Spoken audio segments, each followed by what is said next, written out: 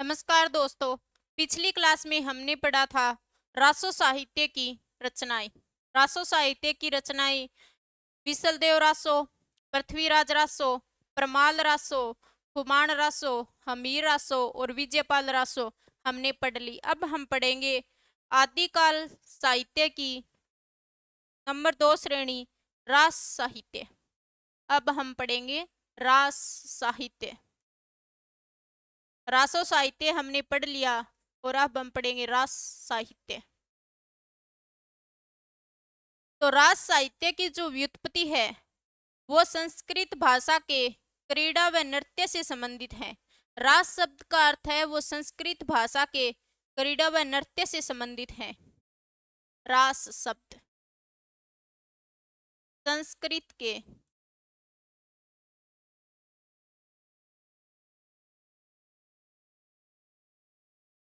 क्रीड़ा व नृत्य से संबंधित है। संबंधित है। संस्कृत के क्रीड़ा व नृत्य से संबंधित है रास शब्द। तो 12वीं व 13वीं शताब्दी में पश्चिमोत्तर भारत में जैन धर्म का प्रचार प्रसार करने के लिए जैन धर्मावलंबियों द्वारा जो साहित्य हिंदी में लिखा गया उसे जैन साहित्य या रास साहित्य भी कहा जाता है। रास साहित्य का दूसरा नाम है वो है जैन साहित्य। रास साहित्य को हम जैन साहित्य भी कहते हैं। जैन साहित्य, जैन साहित्य। तो जैन साहित्य कहने के पीछे कारण है कि 12वीं व 13वीं शताब्दी में पश्चिमोत्तर भारत में जैन धर्म के लोगों के द्वारा जैन धर्म का प्रचार प्रसार करने के लिए जो साहित्य हिंदी में लिखा गया उसे जैन साहित्य या रास साहित्य कहा गया। 12वीं व 13वीं शताब्दी में 13वीं शताब्दी में 12वीं व 13वीं शताब्दी में पश्चिमोत्तर भारत में उत्तर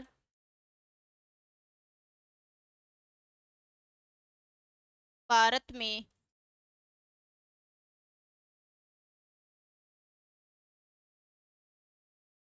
जैन धर्म के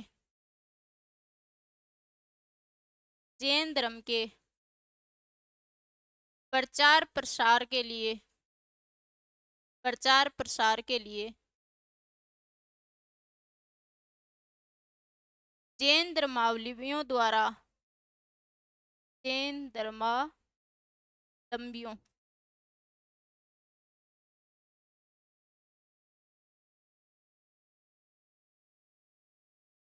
जैन धर्मावलंबियों द्वारा जो हिंदी साहित्य लिखा गया, जो हिंदी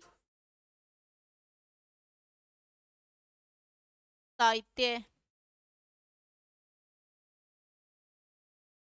लिखा गया उसे जैन धर्म या रास साहित्य कहा गया। रास साहित्य कहा, यानी जैन धर्म का प्रचार प्रसार करने के लिए जो साहित्य हिंदी साहित्य लिखा गया उसे रास साहित्य या जैन साहित्य कहा गया।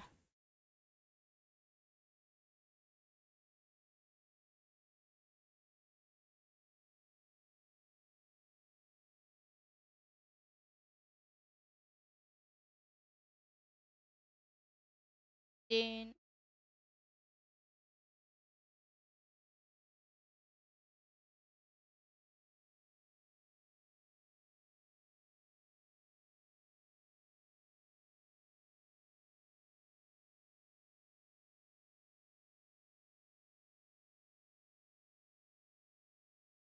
12वीं व 13वीं शताब्दी में पश्चिमोत्तर भारत में जैन धर्म के प्रचार प्रसार के लिए जो हिंदी साहित्य लिखा गया उसे जैन साहित्य या रास साहित्य कहा गया। अब हम देखेंगे रास साहित्य की विशेषताएं। रास साहित्य की विशेषताएं रास साहित्य है वो जैन कवियों के द्वारा जैन धर्म के सिद्धांतों के प्रचार प्रसार के लिए लिखा गया था। नंबर 1, यह है साहित्य। यह है साहित्य जैन धर्म के प्रचार प्रसार के लिए लिखा गया। प्रचार प्रसार के लिए लिखा गया।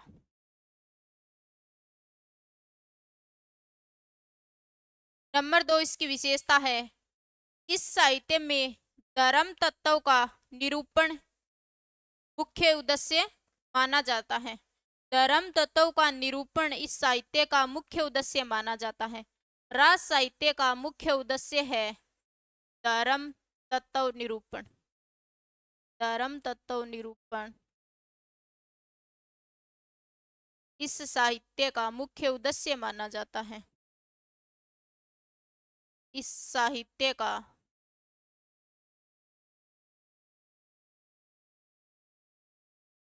मुख्य उद्देश्य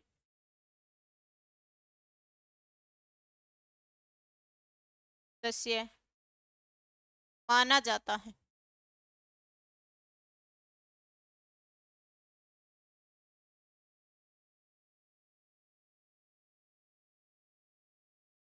धर्म तत्व निरूपण इस साहित्य का मुख्य उद्देश्य माना जाता है। पहला विशेषता है कि जैन धर्म के प्रचार प्रसार के लिए इस साहित्य का उपयोग किया गया और धर्म तत्व निरूपण इस साहित्य का मुख्य उद्देश्य माना जाता है। नंबर 3 विशेषता है कि इस साहित्य का मुख्य उपजीव्य ग्रंथ जैन पुराण है।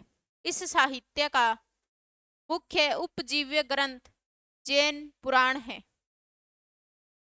रास साहित्य का इस साहित्य का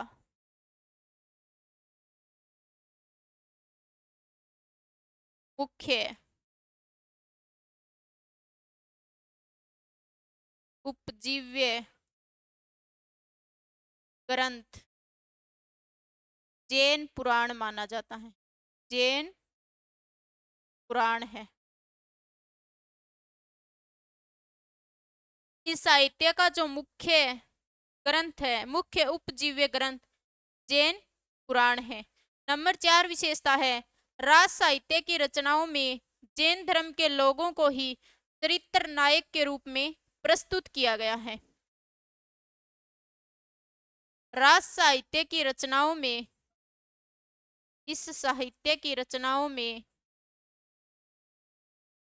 साहित्य की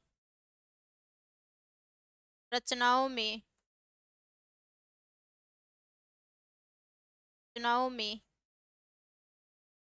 जैन धर्म के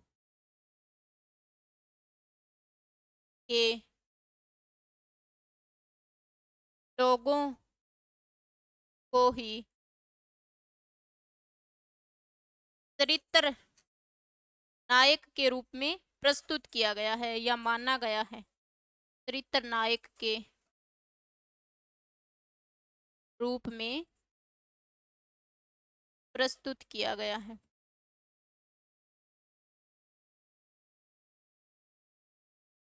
प्रस्तुत किया गया है। नंबर 4 विशेषता है कि इस साहित्य की रचनाओं में जैन धर्म के लोगों को ही चरित्र नायक के रूप में प्रस्तुत किया गया है। नंबर 5 विशेषता है कि रास साहित्य की रचनाओं के अंत में प्राय, आचार, चरित, फागु, रास आदि शब्दों का प्रयोग किया गया है।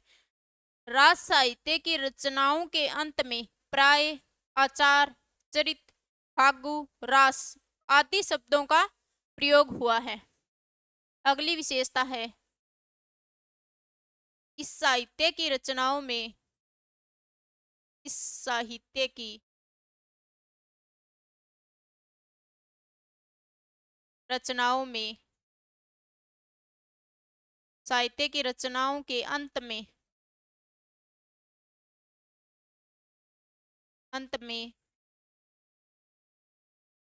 प्राय,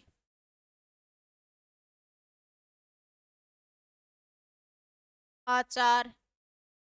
साहित्य की रचनाओं के अंत में प्राय आचार, चरित चरित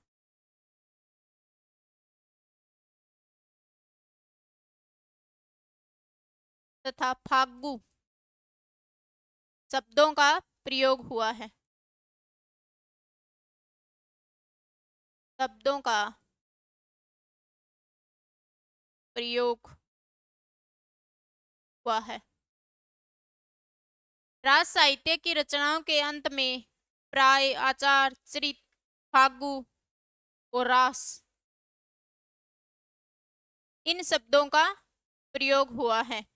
नंबर 6 विशेषताएं हैं राज साहित्य की कि आचार परक रचनाएं थी। जो आचार परक रचनाएं थी वो उपदेशात्मकता की प्रधानता से युक्त होती हैं। आचार परक जो रचनाएं हैं वो उपदेशात्मकता की प्रधानता से युक्त होती हैं तथा चरित्र, फागु और रास आदि से युक्त रचनाएं सामान्य श्रेणी की होती हैं। नंबर 6 विशेषता है आचार परक जो रचनाएं हैं, आचार परक जो रचनाएं हैं वो उपदेशात्मक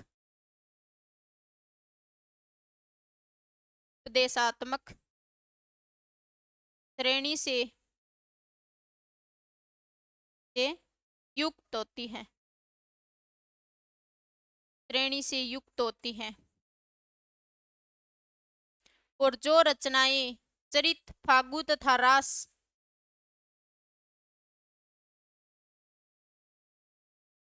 चरित,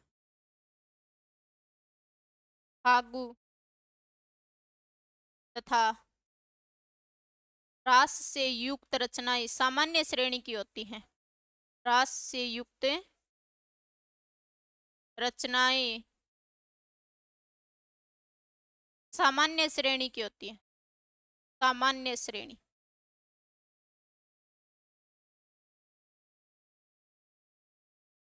सामान्य श्रेणी की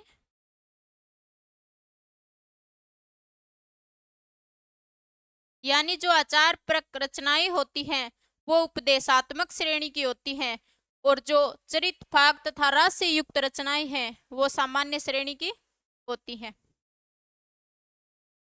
अब हम देखेंगे राज साहित्य की रचना और रचनाकार।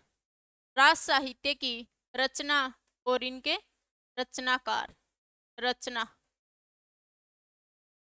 तो सबसे पहली रचना हम पढ़ेंगे वर्तेश्वर बाहुबली रास।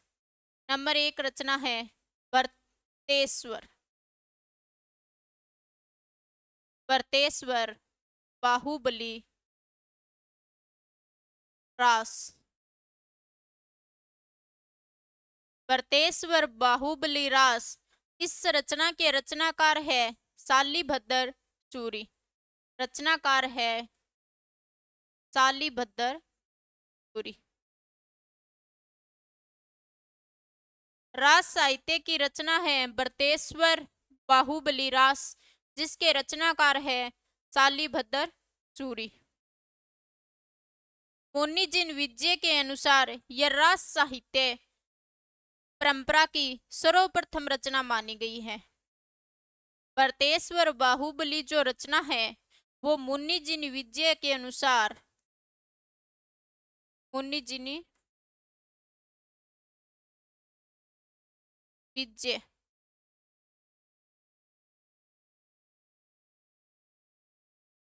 के अनुसार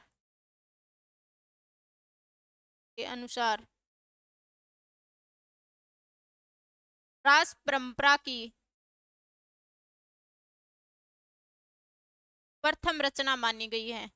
रास परंपरा की प्रथम रचना मानी गई है वर्तेश्वर बाहुबली।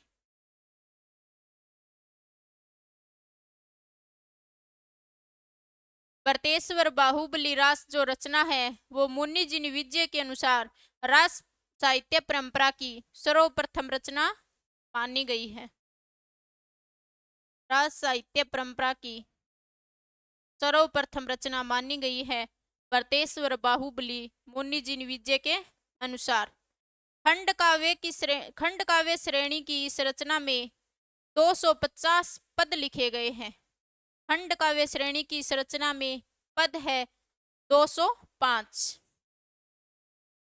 इस रचना में 205 पद हैं और इस रचना की जो श्रेणी है वो है खंड काव्य श्रेणी। खंड काव्य खंड काव्य श्रेणी की इस रचना में 205 पद हैं। भरतेश्वर बाहुबली रास जो रचना है, इस रचना में अयोध्या के राजा भरतेश्वर तथा तक्षशिला के राजा बाहुबली की वीरता व प्रेम का वर्णन किया गया है। इस रचना में वर्णन देखते हैं किसका। भरतेश्वर बाहुबली रास रचना में अयोध्या के राजा भरतेश्वर तथा तक्षशिला के राजा बाहुबली।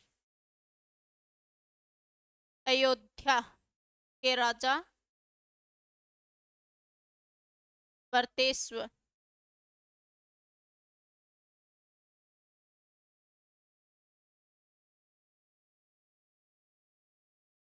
अयोध्या के राजा भरतेश्वर तथा तक्षशिला के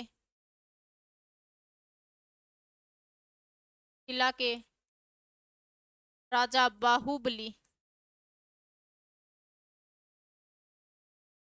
बाहुबली की वीरता व प्रेम का वर्णन है। वीरता व प्रेम का वर्णन किया गया है। वर्णन किया गया है।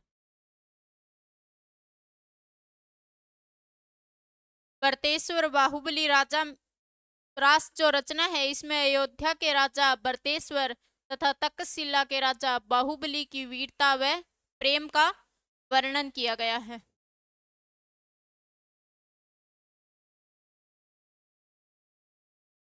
रस इस रचना में वीर रस व शांत रस की प्रधानता है। वीर रस व श्रृंगार रस, शांत रस। इस रचना में 3 रस की प्रधानता है। रस वीर रस, श्रृंगार रस व शांत रस की प्रधानता है। शांत रस प्रधानता है। इस रचना में वीर रस, श्रृंगार रस व शांत रस की प्रधानता है। यह रचना 1184 ईस्वी में रची गई थी। रचना का जो रचना काल है 1184 ईस्वी।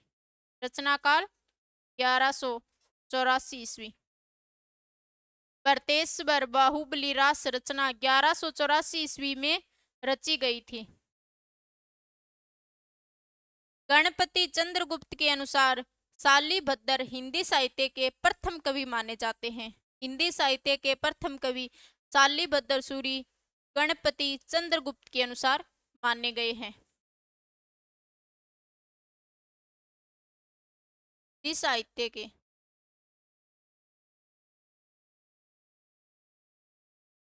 प्रथम कवि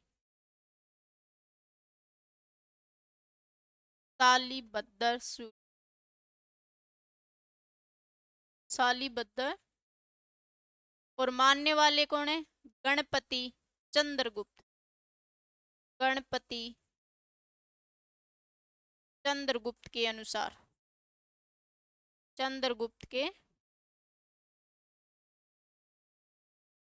गणपति चंद्रगुप्त के अनुसार हिंदी साहित्य के प्रथम कवि शालीभद्र सूरी माने जाते हैं। तो ये थी भरतेश्वर बाहुबली रास। अगली रचना पढ़ेंगे पंच पांडव चरित्रास। पंच पांडव चरित्रास नंबर 2 रचना है पंच पांडव चरित्रास। पंच पांडव चरितरास रचना के रचनाकार शालीभद्र। भरतेश्वर बाहुबली के भी शालीभद्र सूरी है और पंच पांडव चरित के भी शालीभद्र है। शालीभद्र इस रचना के रचनाकार है।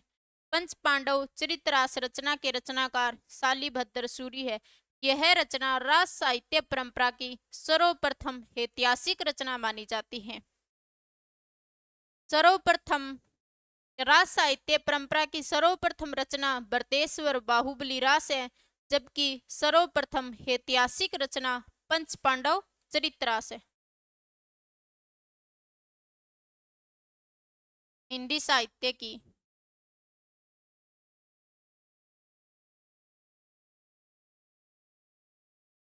साहित्य की सर्वप्रथम ऐतिहासिक रचना मानी जाती है।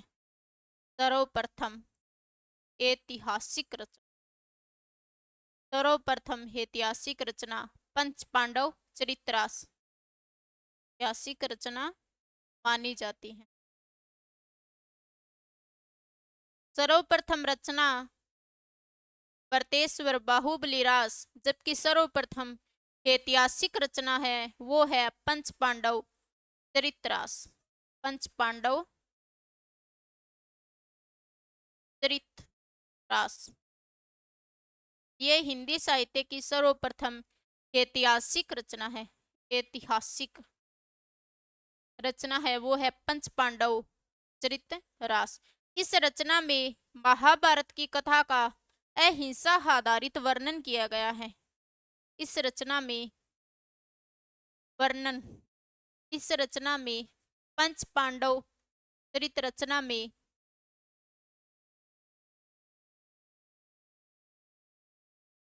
महाभारत का अहिंसा आधारित वर्णन किया गया है।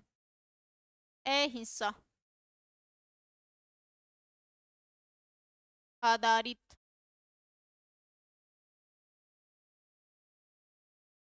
वर्णन किया गया है। इस रचना में महाभारत की कथा का अहिंसा आधारित वर्णन किया गया है। महाभारत की कथा का अहिंसा आधारित वर्णन किया गया है पंच पांडव चरितरास में। तो इस रचना की जो भाषा है वो है राजस्थानी मिश्रित अपभ्रंश। भाषा है राजस्थानी मिश्रित अपभ्रंश। भाषा राजस्थानी मिश्रित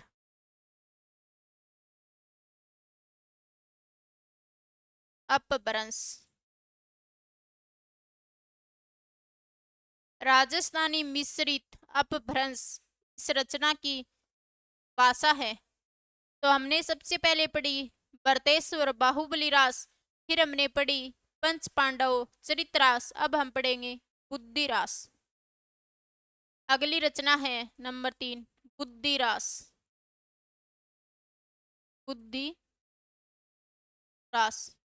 बुद्धिरास रचना के जो रचनाकार है वो है शालीभद्र सूरी। तीनों रचनाओं के रचनाकार शालीभद्र सूरी ही है। शालीभद्र सूरी।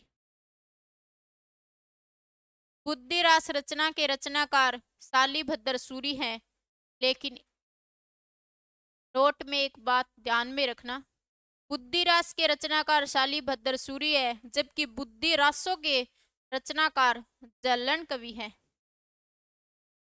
बुद्धिरासों के रचनाकार, बुद्धिरासों के रचनाकार जल्हण कवि।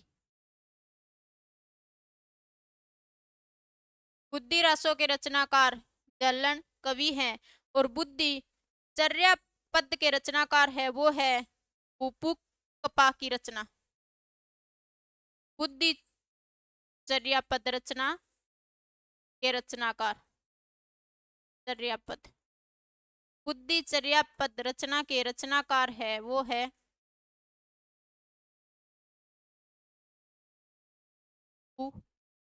कार।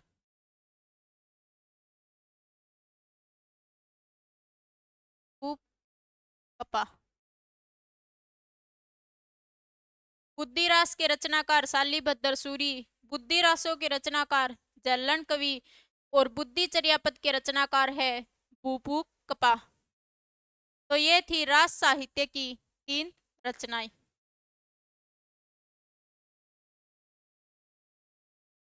तो सबसे पहले हमने पढ़ा रास साहित्य। रास साहित्य शब्द है वो संस्कृत के क्रीड़ा व नृत्य से संबंधित है। संस्कृत के क्रीड़ा यानी खेल व नृत्य से संबंधित है। रास साहित्य का दूसरा नाम यानी हम इसे जैन साहित्य भी कह सकते हैं, क्योंकि 12वीं व 13वीं शताब्दी में पश्चिमोत्तर भारत में जैन धर्म के प्रचार प्रसार के लिए जैन धर्मावलंबियों द्वारा जो हिंदी साहित्य लिखा गया उसे रास साहित्य या जैन साहित्य कहा गया। इसलिए हम इस साहित्य को जैन साहित्य भी कह सकते हैं। फिर आगे देखा हमने रास साहित्य की विशेषताएं। तो यह साहित्य जैन धर्म के प्रचार प्रसार के लिए लिखा गया था और रास साहित्य में धर्म तत्व निरूपण इस साहित्य का मुख्य उद्देश्य माना जाता है। रास साहित्य का मुख्य उद्देश्य धर्म तत्व निरूपण और इस साहित्य का मुख्य उपजीव्य ग्रंथ है वो है जैन पुराण। रास साहित्य का मुख्य ग्रंथ जैन पुराण। रास साहित्य की रचनाओं में जैन धर्म के लोगों को ही चरित्र नायक के रूप में प्रस्तुत किया जाता है, क्योंकि यह साहित्य है वो जैन धर्म से संबंधित है। फिर आगे हमने देखा इस साहित्य की रचनाओं के अंत में प्राय रास साहित्य की रचनाओं के अंत में प्राय आचार, चरित तथा फागु और रास शब्दों का प्रयोग हुआ है। प्राय, आचार, चरित, फागु, रास इन शब्दों का प्रयोग हुआ है।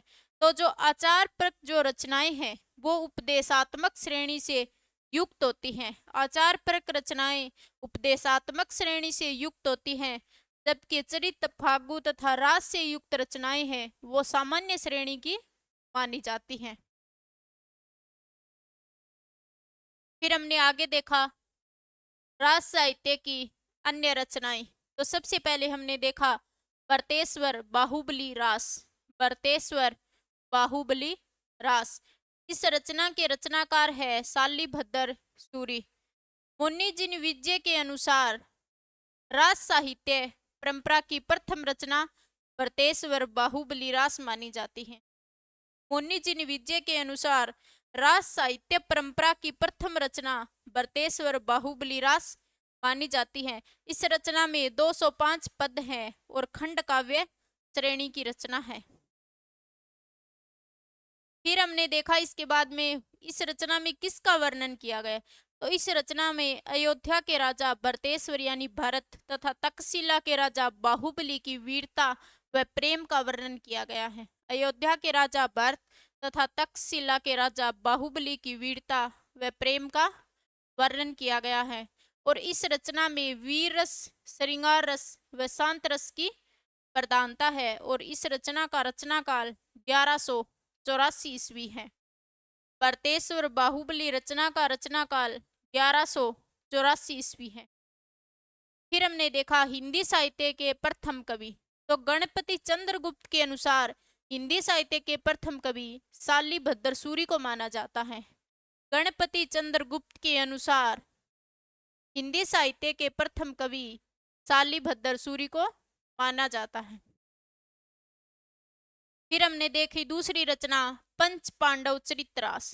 पंच पांडव चरितरास इस रचना के रचनाकार है शालिभद्र सूरी। बरतेश्वर बाहुबली के भी शालिभद्र सूरी हैं, पंच पांडव के भी शालिभद्र सूरी है। तो हिंदी साहित्य की सर्वप्रथम ऐतिहासिक रचना वो पहली परंपरा हिंदी साहित्य की परंपरा की सर्वप्रथम रचना बरतेश्वर बाहुबली थी, जबकि सर्वप्रथम ऐतिहासिक रचना पंच पांडव चरित मानी जाती है। फिर हमने देखा वर्णन। पंच पांडव चरित्र रचना में महाभारत की कथा का अहिंसा आधारित वर्णन किया गया है। अहिंसा आधारित, युद्ध का वर्णन नहीं है, अहिंसा आधारित वर्णन किया गया है। और इस रचना की भाषा राजस्थानी मिश्रित भाषा है। राजस्थानी मिश्रित भाषा। फिर हमने देखा अगली रचना बुद्धिरास। बुद्धिरास के रचनाकार शालिभद्र सूरी है और बुद्धिरासों के रचनाकार जल्लन कवि है और बुद्धिचर्या पद के रचनाकार भूपूकपा है। तो ये अलग अलग ध्यान में रखना, बुद्धिरास के शालिभद्र सूरी, बुद्धिरासों के जल्लन कवि और बुद्धिचर्या पद के भूपूकपा। आगे की क्लास कल।